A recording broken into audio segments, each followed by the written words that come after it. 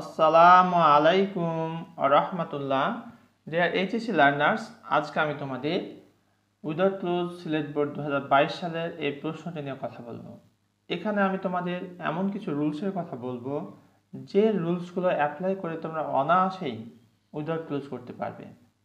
আর এই রুলসগুলো তোমরা যদি ভালো করে প্র্যাকটিস করো, আমার আত্মবিশ্বাস শুধু এখানে নয়, যে কোনো জায়গাতে উইদাউট ক্লোজ তোমরা খুব সহজেই পারবে বলে আমি বিশ্বাস করি। তো চলো আমরা দেখি কোন রুলসগুলো এখানে অ্যাপ্লাই হচ্ছে এবং কোন শব্দগুলো এখানে ব্যবহার হচ্ছে।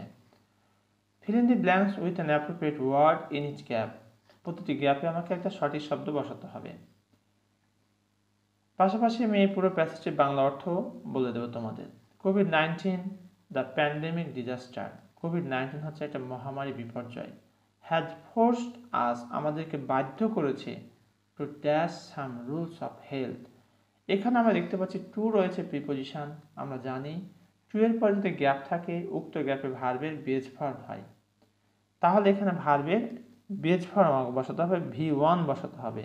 এখানে আমরা বসাবো ফলো অথবা মেনটেন অথবা অবে। ফলো অথবা মেনটেন অথবা অবে।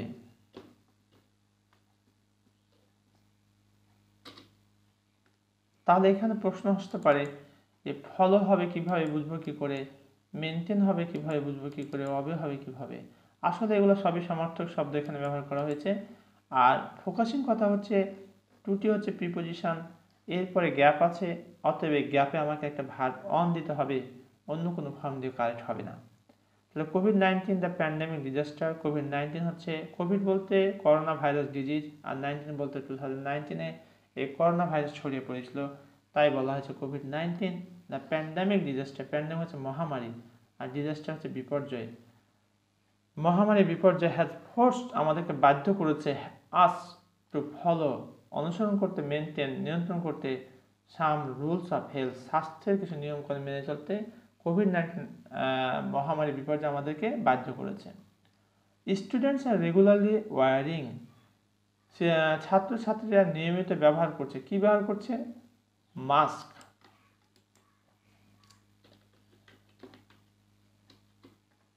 তারা নিয়মিত মাস্ক ব্যবহার করছে, অ্যান্ড ইউজিং স্যানিটাইজার, এবং তারা স্যানিটাইজার ব্যবহার করছে। স্যানিটাইজার হচ্ছে পরিষ্কারক, স্যানিটাইজার হচ্ছে পরিষ্কার করা।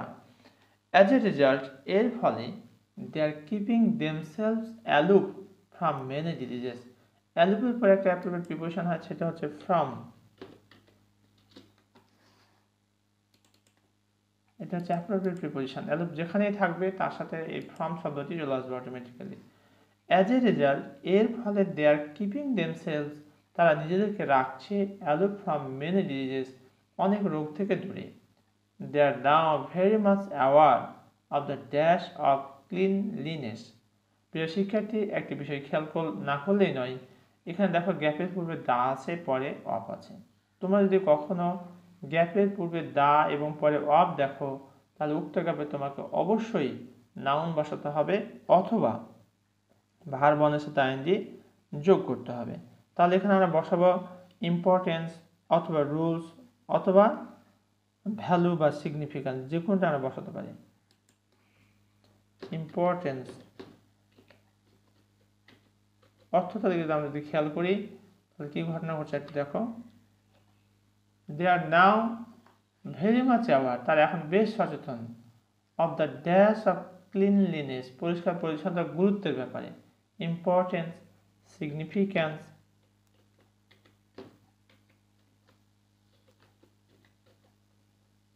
সিগনিফিক্যান্স, অথবা ভ্যালু অথবা রুলস, আমরা যে কোনো একটি বসাতে পারি এখানে।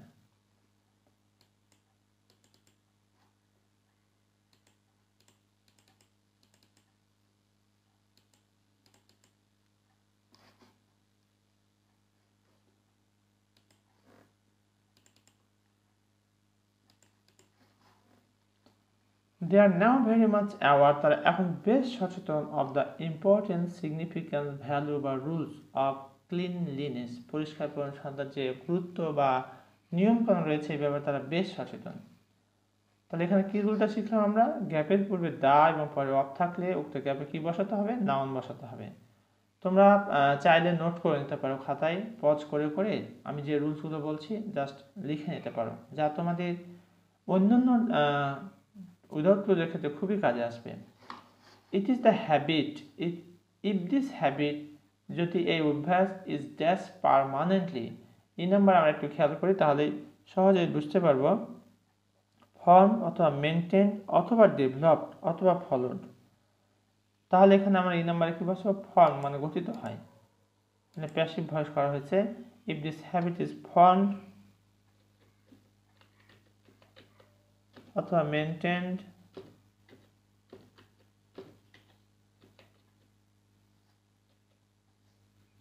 অথবা মেনটেন বা ডেভেলপড অথবা followed,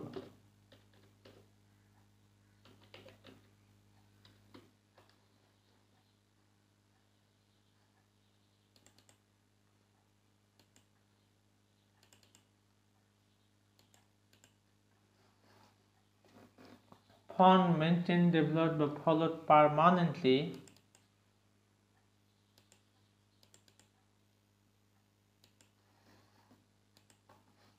it will certainly be helpful, এটা নিশ্চিতভাবে সহায়ক হবে in making a healthy generation, এটা ভালো জেনারেশন তৈরির জন্য এটা অবশ্যই সহায়ক হবে। This is a precondition, এটা একটা পূর্ব শর্ত for dash education। খেয়াল করো প্রিয় শিক্ষার্থী, এখানে গ্যাপের পূর্বে ফর রয়েছে, অর্থাৎ ফর একটা preposition.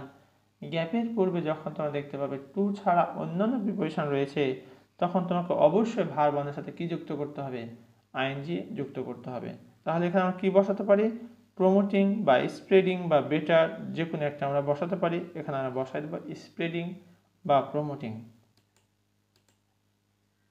This is a precondition, এটা হচ্ছে একটা পূর্ব শর্ত for promoting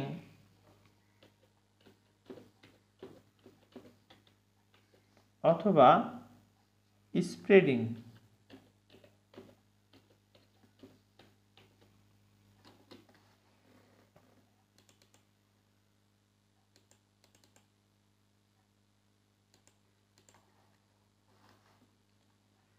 this is a precondition, এটা হচ্ছে একটা পূর্ব শর্ত ফর প্রমোটিং বা স্প্রেডিং এডুকেশন, অর্থাৎ শিক্ষাকে উত্তীর্ণ করার জন্য, শিক্ষাকে ছড়িয়ে দেওয়ার জন্য এটা একটা পূর্ব শর্ত। দেয়ারফর অতএব দিস প্যান্ডেমিক কন্ডিশন, এই মহামারী অবস্থা বা পরিস্থিতি হ্যাজ পেভ দ্য ওয়ে, একটা পথ তৈরি করেছে for a good dash environment, for a good, G number আমরা যেটি বসাবো তা হলো healthy,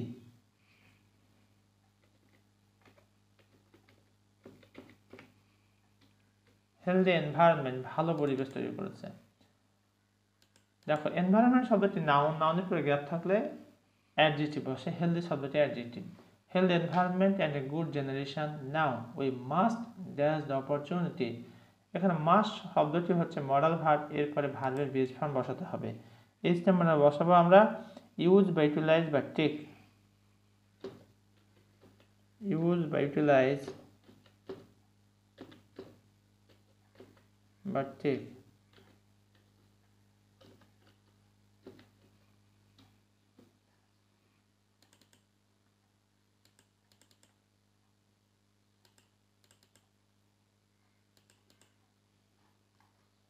Now we must use the opportunity this pandemic disease has created, অর্থাৎ এই প্যান্ডেমিক ডিজিজ, এই মহামারীর রোগ যে সুযোগটি সৃষ্টি করে দিয়েছে, এটাকে আমাদের সঠিক ব্যবহার করতে হবে। কি রোগ কি সৃষ্টি করে দিয়েছে? মানে স্বাস্থ্য সচেতনতা। এতে শুধু প্যান্ডেমিক অবস্থা থাকতে ব্যাপারটি এরকম না, আমাদের সর্বদা স্বাস্থ্য সম্পর্কে অবশ্যই সচেতন থাকতে হবে, কারণ health is the root of all happiness, স্বাস্থ্যই সকল সুখের মূল। প্রিয় শিক্ষার্থী, এতক্ষণ পর্যন্ত আমরা সিলেট বোর্ড 2022 সালের উইদাউট ক্লুজটি দেখলাম। আশা করছি তোমরা ইতিমধ্যে এই বিষয়টি নিয়ে একটি পরিষ্কার ধারণা পেয়েছো, আর তোমাদের কিঞ্চিত পরিমাণ উপকার হলেই আমার সার্থকতা। তোমরা পরবর্তী সময়ে কোন ধরনের ভিডিও দেখতে চাও বা পেতে চাও তা কমেন্ট করে জানিয়ে দাও। ইনশাআল্লাহ I will try to provide all those videos which are needed to you. Thank you very much for watching this video. আসসালামু আলাইকুম ওয়া রাহমাতুল্লাহ।